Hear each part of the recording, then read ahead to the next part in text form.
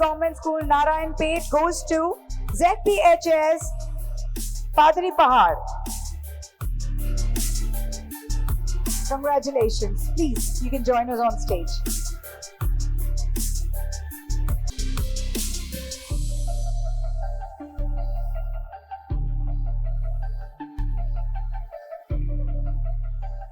ముఖ్యంగా మొదటగా హైబ్రిడ్ చివి యాజమాన్యానికి మరి అదేవిధంగా మల్లారెడ్డి ఇన్స్టిట్యూషన్స్ వాళ్ళకు కంగ్రాట్స్ చెప్పాల్సింది.